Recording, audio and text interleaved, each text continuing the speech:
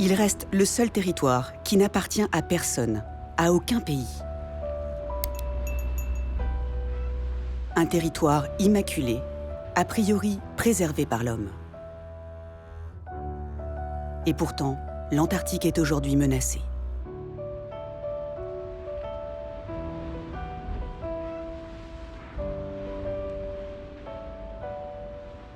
Sur ce bateau, des aventuriers ont décidé de se confronter à cette réalité.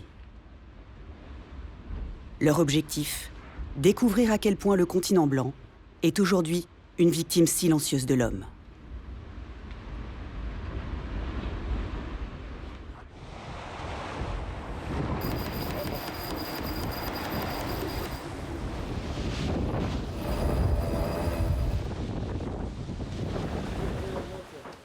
À son bord, il y a notamment Laurence de la Ferrière, la seule femme à avoir traversé intégralement l'Antarctique en solitaire. J'ai marché pendant 8 heures. C'était il y a plus de 20 ans.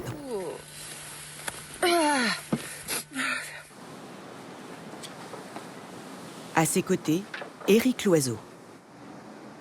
Route du Rhum, Transat, record de l'Atlantique en solitaire. Ce navigateur breton a affronté bon nombre de tempêtes aux 4 coins de la planète. Malgré son palmarès, l'Antarctique est une première pour lui. Il faut effectivement pouvoir improviser. Pour une fois, c'est de l'improvisation rapide en fonction de la façon dont le vent tourne. Et surtout, là-bas, c'est comment se déplacent les glaces. Parce que là, on est au mois de décembre. Et là, c'est l'été, hein, donc c'est la fonte des glaces, etc. Donc là, les glaces dérivent avec les courants. Se massent à certains endroits, donc il y a des endroits où il ne faut pas aller. Puis ensuite, on verra bien comment ça va se passer, parce que c'est quand même une vraie aventure, cette affaire. Glace dérivante, mouillage sans fond, vents forts et imprévisibles. Un voyage plein d'inconnus, mais au bout duquel Éric et Laurence comptent bien revenir avec des réponses à leurs questions. Quel est l'impact de l'homme sur ce bout du monde ?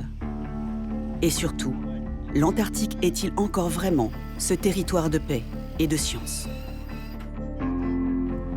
Dans cette aventure, Éric et Laurence ont embarqué avec eux des passionnés et une scientifique. Hélène Dubrasquet est une jeune biologiste française, installée au Chili depuis 5 ans pour ses travaux de recherche sur la flore marine en Antarctique. Alain Blanc est un aventurier suisse. Il vient tester le kayak à énergie solaire de la fondation Planète Solar.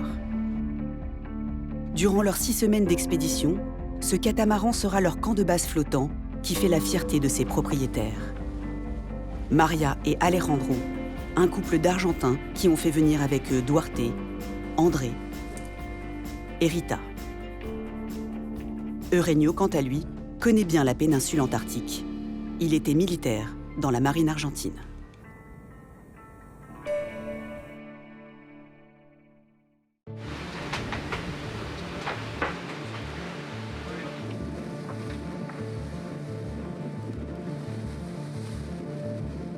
Avant de rejoindre les premiers icebergs, il y a un passage obligé, l'un des plus redoutés des marins. Le passage de Drake, la porte d'entrée du continent blanc. 3 jours de navigation parfois intense, là où les océans austral, Pacifique et Atlantique se rencontrent, là où tous ces courants se rejoignent, sans aucun relief pour calmer les flots surpuissants.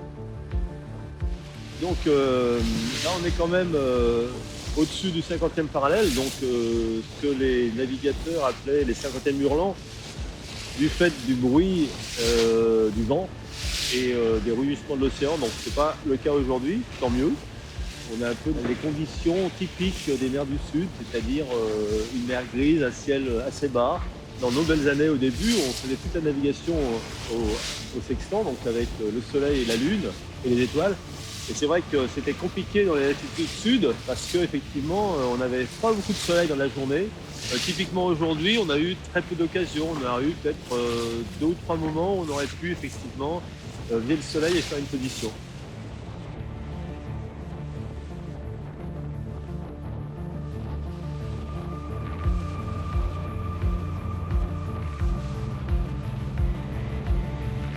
Et aujourd'hui, les ordinateurs ne présagent rien de bon.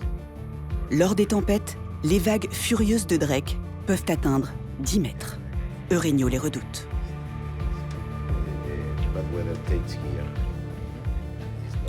C'est pas bon, au milieu de ce passage. Je préfère passer près des côtes. Les conditions sont moyennes. En fait, il y a une dépression qui va passer sur notre chemin. Par contre, si on arrive à aller assez vite, on peut passer devant la dépression. Et à ce moment-là, c'est très bien. Mais par contre, il faut aller vite maintenant.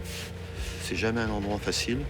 Et c'est très rare qu'il y ait des conditions idéales sur la longueur du passage. Je dis toujours que trop d'écrans tue les écrans. Enfin, tue la décision, c'est compliqué d'en avoir dans tous les sens. Les prévisions qu'on avait hier ont changé par rapport à celles qu'on a aujourd'hui, sur 24 heures. Donc voilà, ça, il faut aussi prendre ça en compte. Et c'est compliqué à gérer. C'est pour ça qu'effectivement, lorsqu'on n'avait rien, c'était beaucoup plus simple, parce qu'on n'avait pas trop de questions à se poser par rapport à l'évolution de la météo et comment ça allait se passer et tout ça, quoi. Donc on va voir ce qu'on va faire.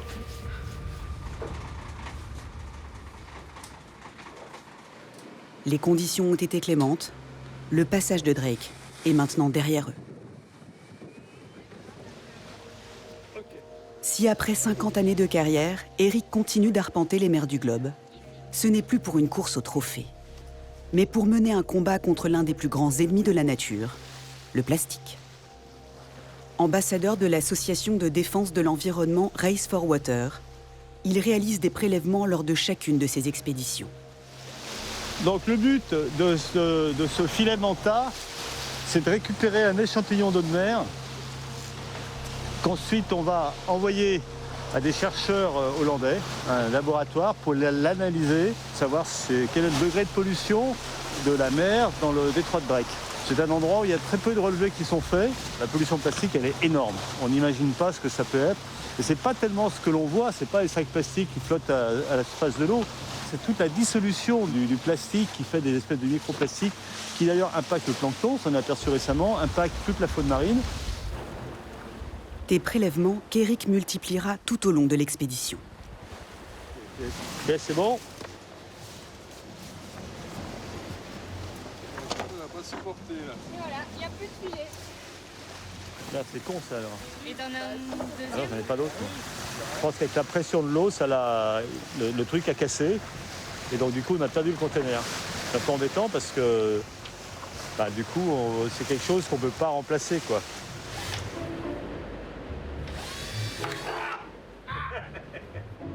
Mais en bon marin, Eric et André réparent avec les moyens du bord.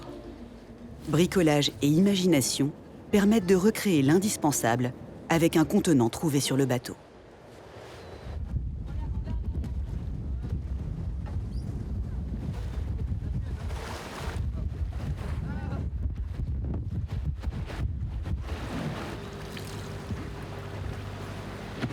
J'ai l'impression que notre système, il a vachement bien marché. Notre petit bricolage, là. Hélène, la biologiste, analyse le contenu du trait de filet et identifie quelques débris. Le problème, c'est que là, tu vas pas le voir. Il est bleu, c'est un petit bout bleu. Difficile de déterminer à l'œil nu la nature exacte de ces débris. Chaque année, plus de 8 millions de tonnes de plastique sont déversées dans nos océans. Et l'Antarctique n'est pas épargné. Le courant circumpolaire qui l'entoure charrie jusqu'à 150 millions de mètres cubes d'eau par seconde, 150 fois le débit de tous les fleuves du monde, drainant ainsi en masse la pollution provenant des autres océans. Une menace dont on ne connaît pas encore les conséquences concrètes sur la biodiversité de l'un des derniers sanctuaires marins. Même à des milliers de kilomètres, l'homme dégrade la faune et la flore. Lui, qui de tout temps n'a eu de cesse de vouloir laisser son empreinte sur toute la surface de la Terre. Et le continent blanc n'est pas en reste. L'histoire est récente, mais très dense.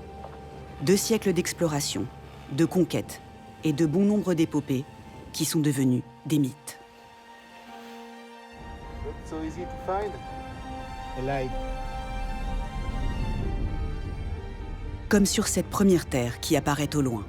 Elephant Island, un nom indissociable de celui d'un grand explorateur britannique, Ernest Shackleton, dont l'équipage trouva refuge ici après le naufrage de leur bateau, bloqué et broyé par les glaces en 1915. Après plus de 2 ans d'errance, les rescapés épuisés rejoignirent l'île quasiment sans ressources. En attendant le retour de Shackleton parti chercher du secours, le reste de l'équipe dut patienter 4 mois sur cette côte battue par les vents, avec pour seule protection 2 canots retournés sur le sol gelé. Malgré les dangers et les souffrances, tous reviendront vivants. C'est quand même un endroit mythique et moi ça me fait quelque chose de très émouvant de venir ici et surtout de penser à la vie des gens sur cette île en attendant qu'on aille les rechercher. Des falaises austères, des terres hostiles où aucun mouillage n'est abrité. Les conditions sont peu propices à la vie humaine sur cette île. D'ici, l'Antarctique paraît indomptable. Et pourtant.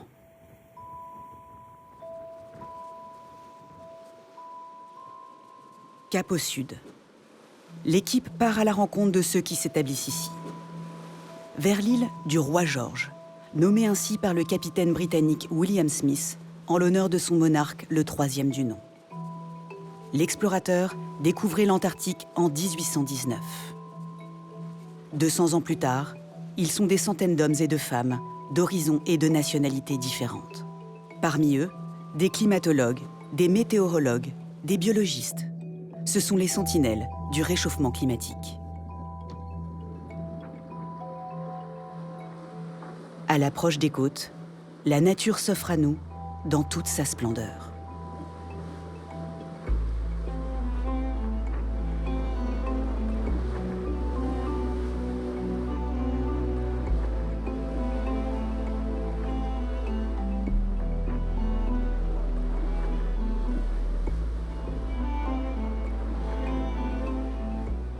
Une beauté fragile. En moins de 30 ans, le continent austral a perdu 3000 milliards de tonnes de glace, impactant le niveau des mers de près de 1 cm et influençant fortement la salinité des eaux. Et qu'en sera-t-il à l'avenir, avec des températures qui augmentent 2 à 3 fois plus vite dans les régions polaires que dans le reste du globe? C'est l'une des questions qui hante bon nombre de scientifiques. Comme sur ce bateau affrété par Homeward Bound, une organisation de promotion des femmes dans la science. Durant plus de 15 jours, une centaine de chercheuses observent, échangent, communiquent. En restant sur ce bateau pendant 18 jours, on crée des liens très forts entre plusieurs disciplines. L'année prochaine, vous avez un autre endroit. Tous les ans, ils choisissent 100 femmes de par le monde qu'ils amènent en Antarctique. Et nous, ce qu'on fera, c'est qu'on continuera à faire partie du programme pour les 10 prochaines années, voire plus longtemps. Donc on est aussi vraiment là pour observer le changement climatique. Donc c'est un endroit qui est naturel, qui est même peut-être le dernier endroit le plus naturel au monde. Et pourtant, c'est un endroit qui est impacté très fortement par le changement climatique. Donc le pôle Nord et le pôle Sud sont des endroits où le réchauffement de l'atmosphère et de l'océan se fait ressentir le plus. Et pourtant, quand on regarde à l'extérieur, on voit des glaciers, c'est très naturel, c'est tellement impressionnant. Et pourtant, c'est là où les hommes impactent le plus la nature. Donc ce réchauffement climatique que l'on ressent en tant qu'humain sur la Terre, c'est moins de 3% du réchauffement climatique. Donc c'est très petit. Le réchauffement, tout est dans l'océan. L'océan prend tout sur ses épaules pour essayer de sauver la planète. Mais bon, cet océan est à bout de souffle. Le continent blanc est pourtant bel et bien protégé. Il reste le seul endroit sur Terre qui n'appartient à personne. Ce fut la grande promesse du traité de l'Antarctique, signé en 1959, dans l'objectif de préserver ces terres australes de l'homme et de ses désirs de conquête. Les 12 nations qui avaient des programmes scientifiques sur le continent l'ont signé. Depuis, 42 autres pays ont adhéré à cet engagement. Une trentaine d'entre eux ont implanté des bases. Chaque signataire peut librement établir des stations de recherche ou bon lui semble sur le continent. Mais est-ce vraiment la seule science qui pousse ces pays à planter leur drapeau ici ?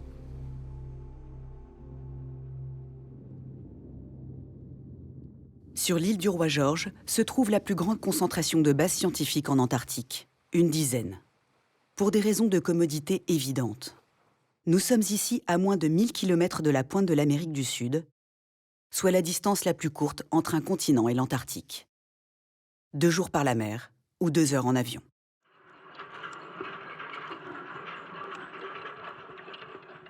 Premier stop à Carlini, une base argentine implantée en 1953, avant même la signature du traité.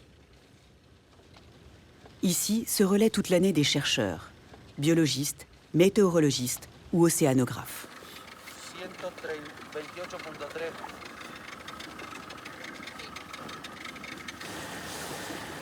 Vous pouvez nous expliquer ce que vous êtes en train de faire ? Nous mesurons la pénétration de la lumière dans la colonne d'eau et avec le CTD, nous mesurons la profondeur, la salinité, la turbidité de l'eau, la température.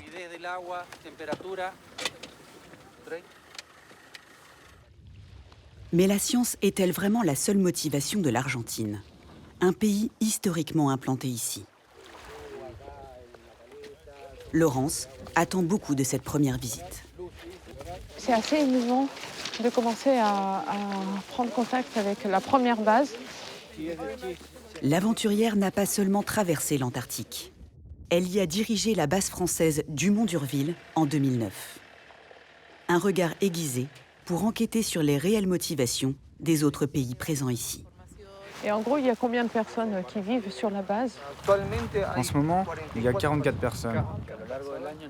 L'hiver, nous sommes 25. Si. Ah. Está la misma en el glacier Dumont-d'Urville. La misma. Yeah. L'été dernier, on est monté jusqu'à 80. L'Argentine compte 13 implantations sur le continent. C'est le pays le plus présent. 6 stations sont occupées toute l'année, comme ici à Carlini. Des scientifiques qui élisent domicile pour des missions de parfois plus d'1 an. Une présence qui n'est pas sans faire de dégâts, et c'est d'ailleurs notamment pour cela que Lucas est envoyé ici. C'est ma 8e fois ici. Mon travail, c'est de restaurer le sol de la pollution, quand nous avons un déversement de fuel, par exemple. Car ici, tout est alimenté au fioul. Donc, ça arrive de temps en temps. On utilise des bactéries et des fongiques pour dégraisser les sols souillés et restaurer l'environnement ici en Antarctique.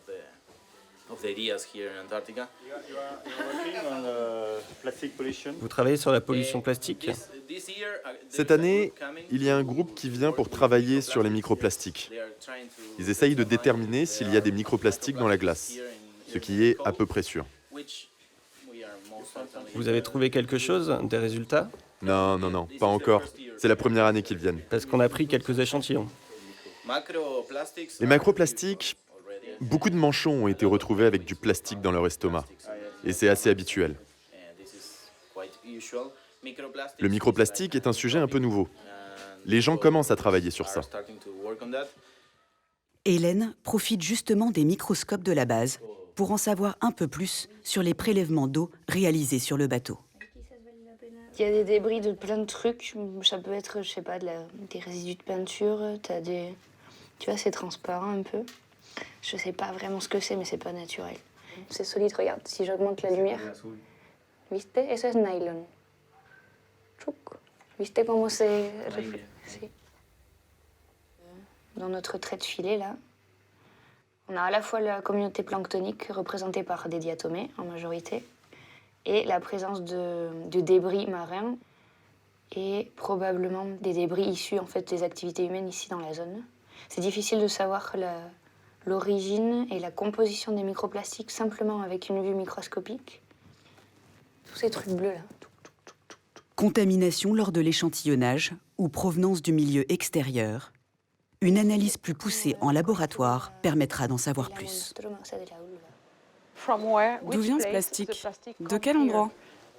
La présence des humains, principalement. C'est une hypothèse, Nous ne sommes pas sûrs, mais nous croyons que la majorité provient de notre présence ici. Les missions ici durent de longs mois, et les hommes sont heureux de retrouver certaines traditions et réjouissances typiques de leur pays.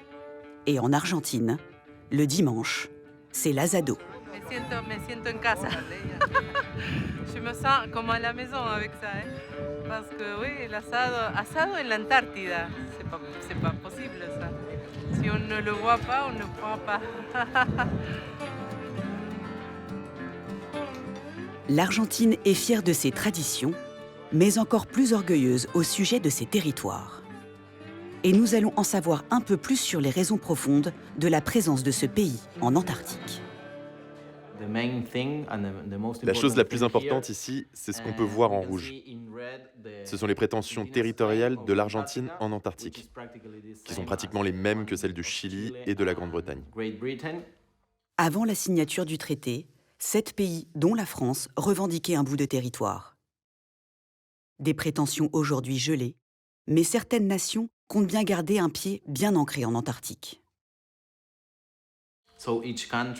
Donc chaque pays revendique une partie de l'Antarctique. Et la science que nous faisons ici sert à soutenir ces prétentions. Mettre la science au service d'ambitions géopolitiques, c'est ce que confirme Eugenio, l'ancien militaire argentin. Dans toutes les bases, il y a une raison à leur présence. La raison, c'est la science. Et un côté politique, bien sûr. Et pour tous ces pays, le sujet est plus politique que scientifique.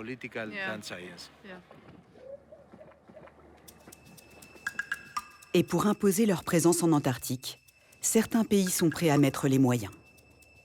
À quelques kilomètres des Argentins, les explorateurs se rendent sur la base la plus high-tech du voyage, celle de la Corée du Sud. C'est ici qu'elle construit sa première base en 1988, entièrement rénovée depuis.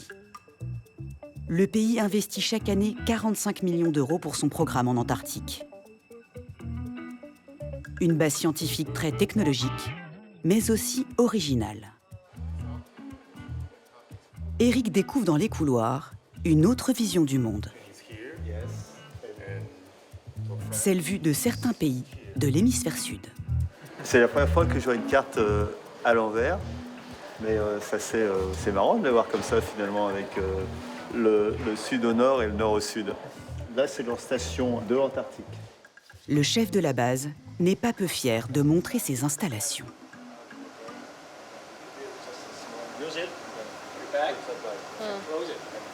Laboratoire de recherche, mais aussi des cultures hors sol pour agrémenter les repas durant ces longs mois passés ici, loin de leur famille.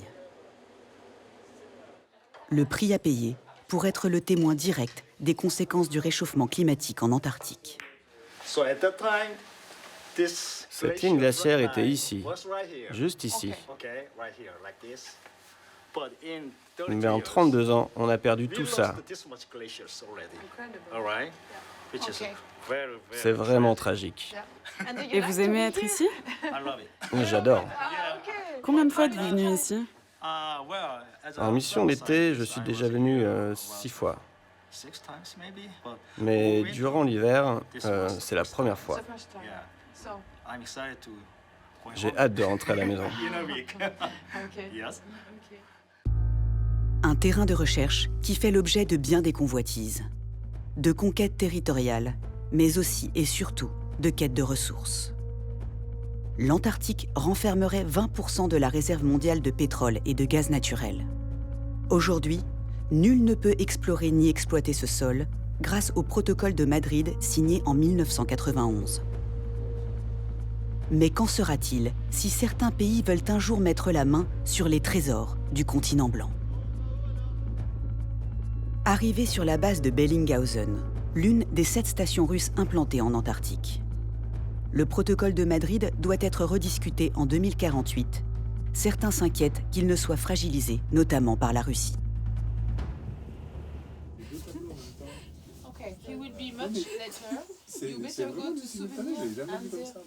Donc il y aura une personne spéciale qui nous dira chaque chose. Ok. C'est ce qu'aimerait comprendre Laurence lors de cette visite. Mais encore faut-il réussir à rencontrer le chef de base. Un vrai jeu de piste, qui commence dans le magasin de souvenirs tenu par le médecin.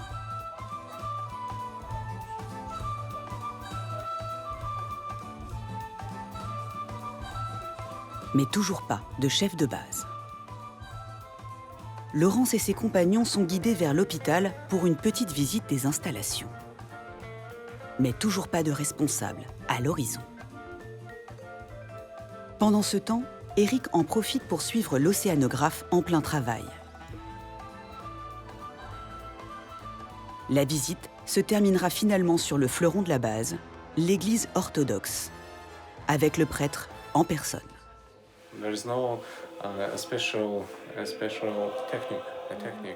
Pour voir l'instance supérieure, on conseille de revenir un autre jour. J'ai pas beaucoup d'espoir pour en savoir plus. Il faudrait éventuellement essayer de fouiner, mais on est tout le temps surveillé, on est tout le temps suivi par quelqu'un. Peut-être qu'on en saura un peu plus en côtoyant de plus en plus de bases. À quelques kilomètres de là, Laurence et ses compagnons se rendent sur la base voisine chinoise. Avec 4 stations existantes et une en construction, la Chine, elle aussi, tisse sa toile. Un pays en quête de matières premières, son expansion en Antarctique inquiète certains chercheurs.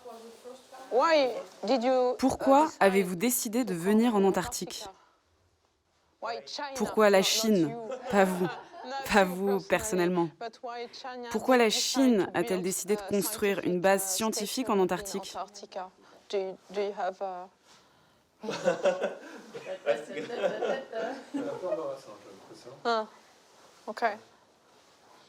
Parce que c'était particulièrement intéressant pour la biologie, pour les manchots, pour... Oui, voilà, c'est pour la science. Laurence et ses compagnons ne verront pas beaucoup plus que ce petit musée. Mais l'aventurière aimerait en savoir plus sur les raisons du blocage de la Chine et de la Russie à la création de nouvelles aires marines autour de l'Antarctique. Certains pays voulaient protéger cette partie de l'océan qui était proche de l'Antarctique. Et vous avez décidé de ne pas le faire. Pouvez-vous m'expliquer pourquoi? Pourquoi ne pas faire quoi? De protéger cette partie de l'océan par le traité. Par le traité? Ah. Sur la base chinoise, on n'évoque pas ce genre de sujet avec des étrangers. On s'est parlé entre sourds. Impossible d'avoir la moindre réponse. On ne pourra pas rencontrer les scientifiques parce qu'ils sont à l'extérieur. Tous, comme par hasard aujourd'hui. On ne peut pas visiter les laboratoires parce que c'est trop encombré et que ça risque de perturber les recherches. Et pourtant, on est dans un territoire qui n'appartient à personne, qui est censé être dédié à la science et à la paix. Et je pense que c'est un modus vivendi, un statu quo, mais qui ne correspond pas à la réalité des choses qui se vivent sur le terrain. Sans beaucoup plus d'explications, nos aventuriers poursuivent à l'ouest vers d'autres bases.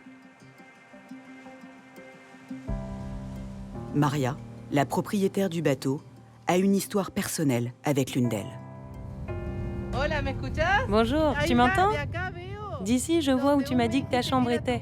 La première fenêtre à droite.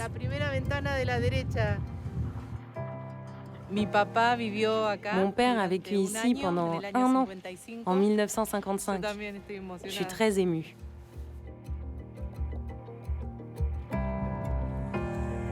Cette fenêtre était sa chambre. Incroyable, incroyable.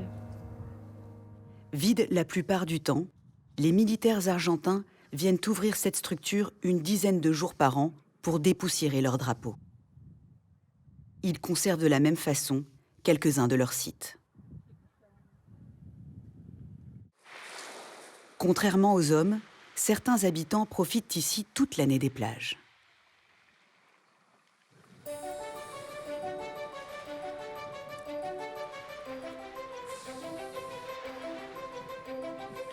Les manchots sont l'emblème de l'Antarctique, où leur population est la plus importante.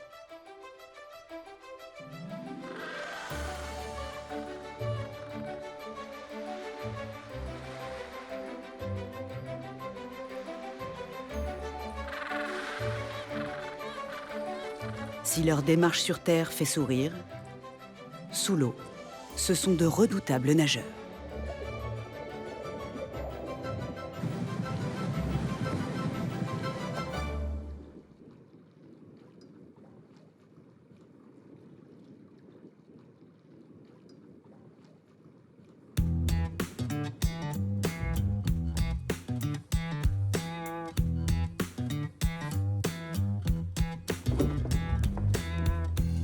Cap sur l'île voisine de Livingstone et sa base bulgare.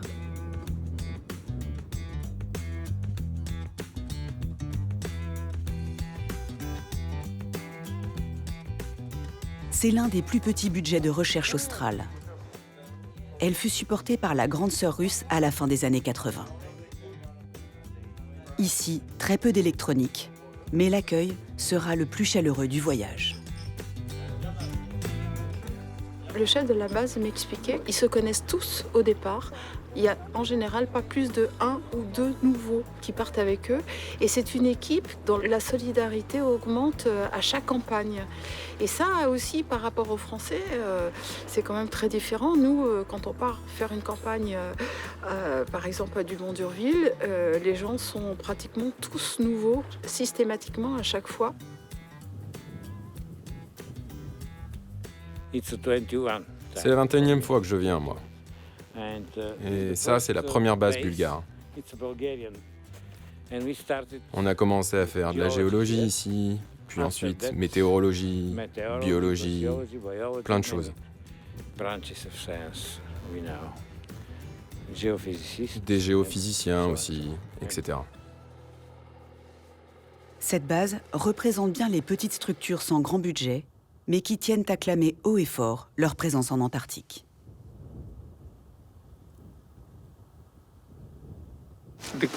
La communication, c'est très important. Cela fait partie de ce travail, de notre travail. Chacun d'entre nous, quand on rentre en Bulgarie, on a des réunions à l'école, des cours, à l'école, à l'université et au sein de différentes organisations. Il me racontait qu'ils ont vachement de problèmes pour évacuer les ordures. Tu vois, tous les fûts, tout ce qu'ils ont là. Et en fait, ils essayent de se mettre d'accord avec les autorités chiliennes ou argentines pour qu'il y ait des bateaux qui viennent les prendre. Et ils payeront pour ça. Et qui débarrassent toutes les bases, toutes les ferrailles, les machins, dont ils ne savent absolument pas que faire. C'est le prix à payer pour garder intacts ces espaces d'une beauté unique.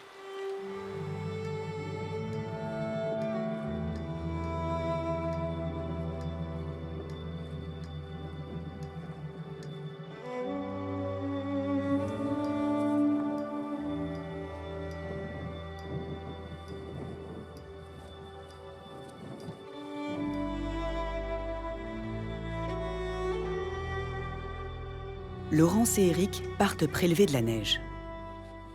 Ces échantillons seront analysés à l'IPGP. L'Institut physique du globe de Paris a déjà détecté non loin de là des substances provenant d'autres continents.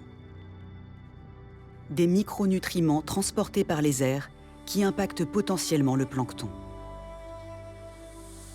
Véritable pompe à dioxyde de carbone, il est un maillon essentiel de la vie humaine sur Terre.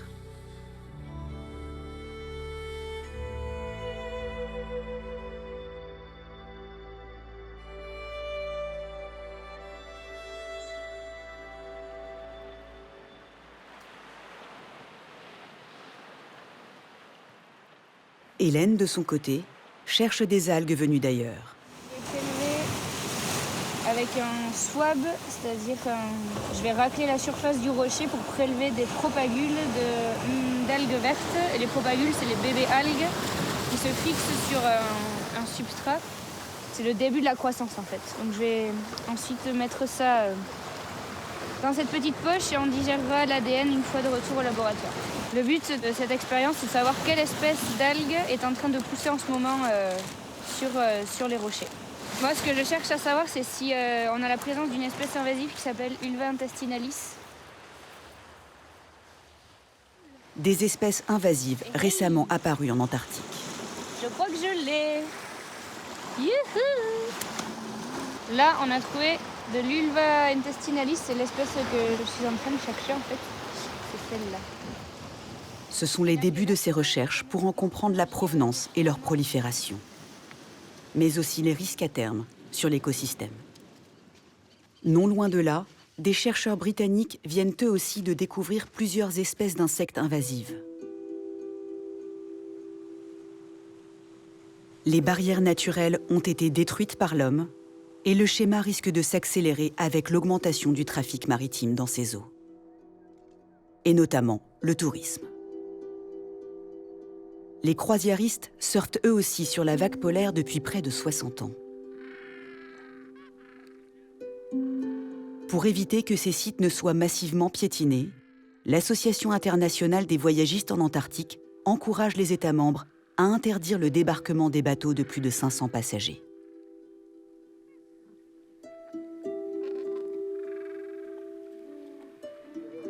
Des efforts pour un tourisme plus responsable, mais aujourd'hui, aucun quota ne limite le nombre de visiteurs en Antarctique. Ils étaient 2000 par an dans les années 80, ils sont aujourd'hui plus de 55 000.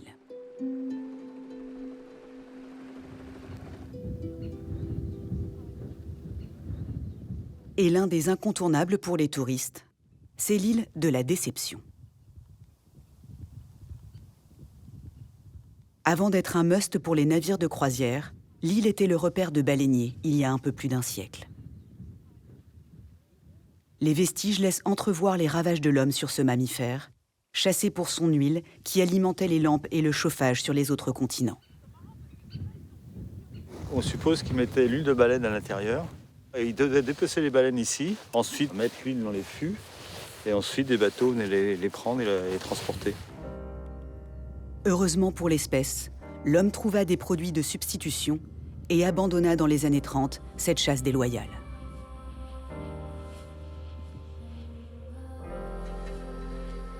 L'équipe quitte ce lieu chargé de souvenirs. Et ironie de l'histoire, une famille de baleines vient danser devant la proue du bateau.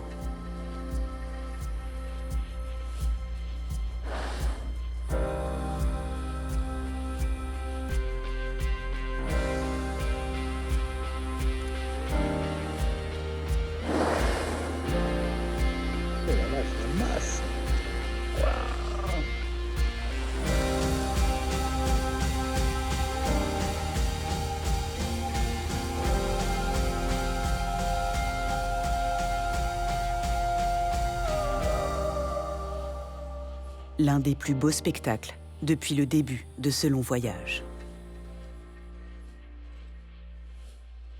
L'équipage a déjà parcouru plus de 2000 km depuis les Malouines et s'enfonce chaque jour un peu plus dans le continent blanc à la découverte de nouvelles bases scientifiques. Et la suite de l'aventure n'est pas de tout repos. Cette fois-ci, Éric, Laurence et leurs compagnons de route n'échappent pas aux aléas de la navigation en Antarctique.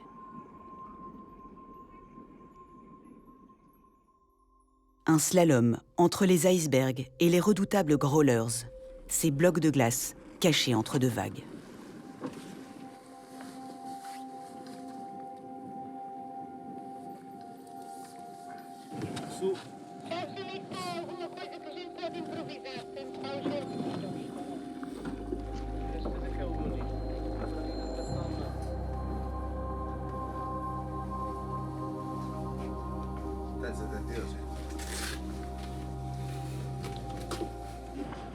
Et Éric n'est pas à l'abri de quelques surprises. On met la carte, ouais. Bon, on a rentré comme ça pour rentrer au bateau qui est là. Voilà, mais en fait, il est là. Donc là, cette espèce d'île, elle est mal placée là. Donc la carte est fausse parce que selon la carte, on serait normalement sur une île, alors qu'on est visiblement, regarde, on est quand même dans l'eau, on flotte. Non, mais c'est pour ça que la cartographie dans ces endroits-là est quand même moyenne, puisque là, effectivement, on a un point GPS qui est juste, donc le bateau il est vraiment à l'endroit sur la carte, sauf que la carte est fausse, puisque normalement, on devrait être dans la mer, et là, on est sur Terre.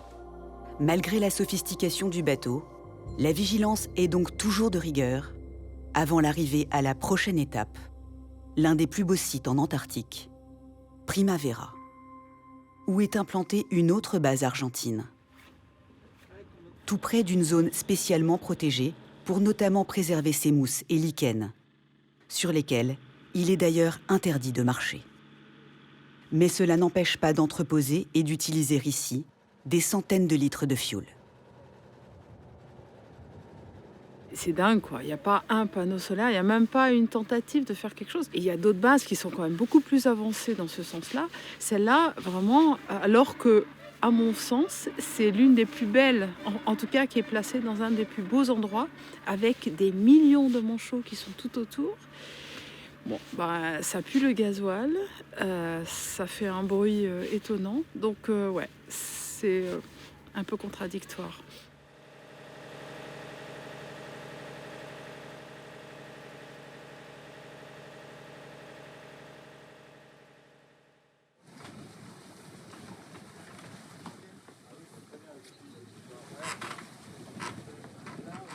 Alain teste le kayak solaire de la Fondation Planète Solar. Une première en Antarctique, afin de mesurer les capacités de cette énergie propre dans les régions polaires. Les bases scientifiques pourraient très bien utiliser beaucoup plus que c'est le cas actuellement de l'énergie solaire, en tout cas pendant les mois d'été, à la période de haute activité en Antarctique. Le potentiel du solaire est à mon avis, d'après ce qu'on a vu, complètement sous-estimé ici en Antarctique. C'est parti. L'objectif de la Fondation, promouvoir l'utilisation de l'énergie solaire et démontrer tout son potentiel pour protéger notre climat des gaz à effet de serre.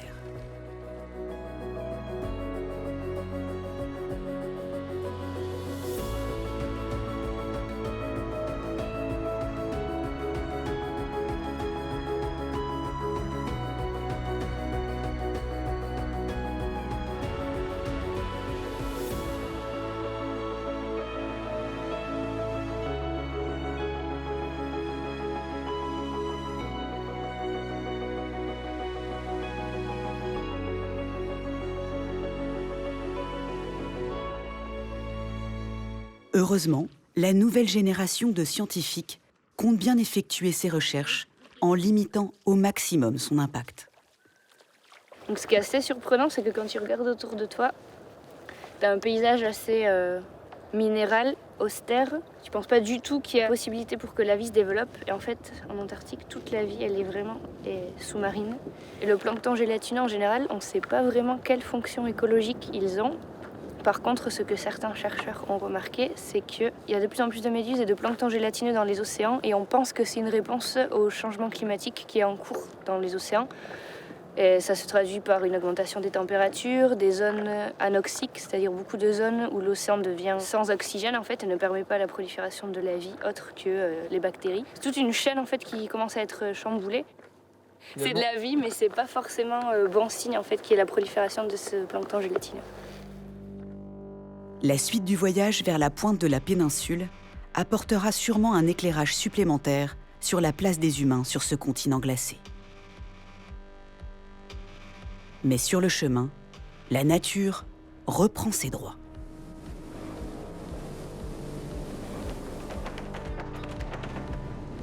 Une tempête vient bloquer le bateau quelques jours au fond d'une baie.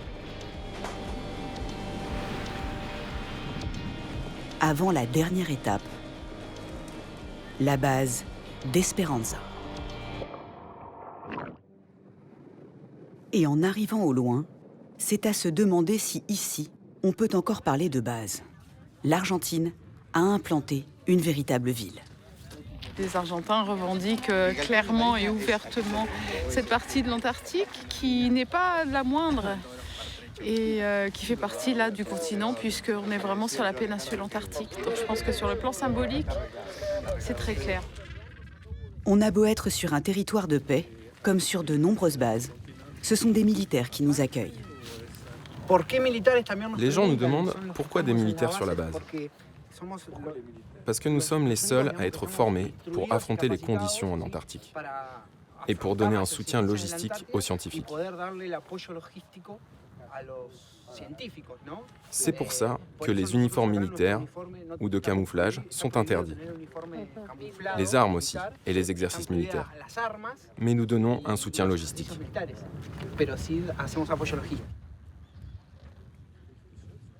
Et ce n'est pas pour ses grandes avancées scientifiques que cette base est connue, mais pour la naissance d'enfants. Le premier a vu le jour en 1979, suivi par 7 autres nouveau-nés. Tout un symbole pour ce pays qui revendique sa souveraineté en Antarctique.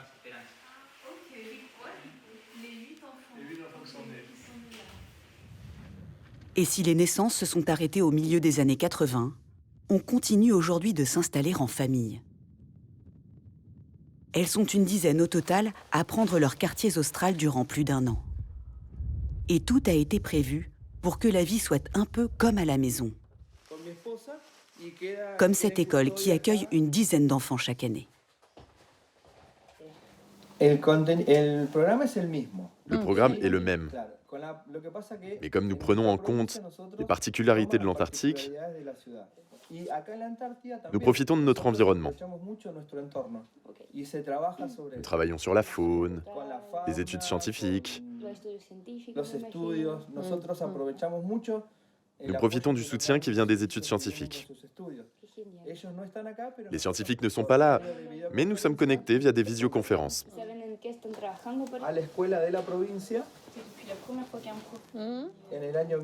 De 1957 à 2019, ce sont tous les enseignants et étudiants.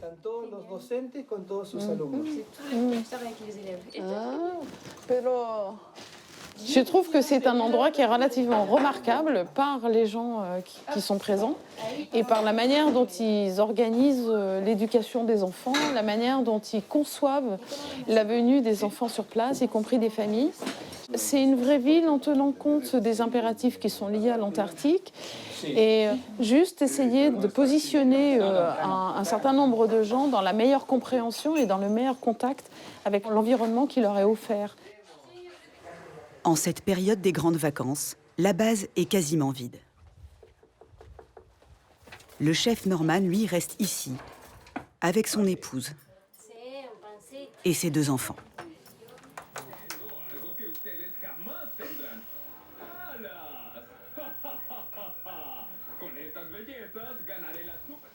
Et selon lui, si les Argentins tiennent à leurs revendications territoriales, ce sont pourtant les premiers à s'inquiéter de l'avenir du traité.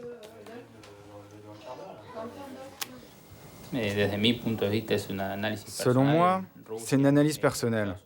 La Russie, les États-Unis, la Chine, ils doivent certainement avoir un intérêt plus que scientifique.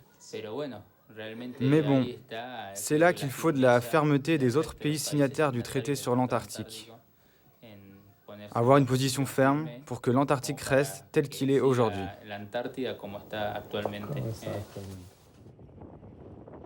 Avant de quitter la base, Laurence et ses compagnons vont à leur tour devoir se soumettre au jeu des questions-réponses sur la radio locale. C'est la seule radio qui existe en Antarctique. Donc une radio qui est en contact avec l'Argentine.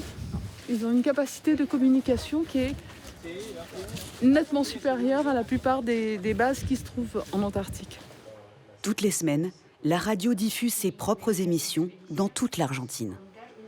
En el estudio, Lorraine Dulaferrier, Hélène Dubrasquet et Alain Blanc. Hélène et Laurence sont françaises et Alain est suisse. Bienvenue sur R36, bienvenue à la base Esperanza. Au départ, nous avons prévu de cette expédition dont l'objectif est de retracer l'itinéraire des premiers explorateurs de l'Antarctique de façon à raconter l'histoire de l'Antarctique à la fois d'un point de vue historique mais aussi scientifique et également écologique. Et les réponses obtenues tout au long de ce périple laissent d'autant plus planer le doute chez Laurence, notamment concernant l'interdiction d'exploitation des ressources en Antarctique. Il y a vraiment une urgence à faire en sorte que le traité soit re-signé au-delà de 2048. Parce que eux, comme d'autres, comme les Chinois, comme d'autres stations, ils sont vraiment prêts à revendiquer un territoire. Et là, à ce moment-là, je crois que ça sera la porte ouverte à des choses qu'on n'imagine pas encore aujourd'hui. Cette réserve naturelle, dédiée à la paix et à la science, le sera-t-elle encore pour longtemps? L'avenir de la planète et le nôtre en dépendent.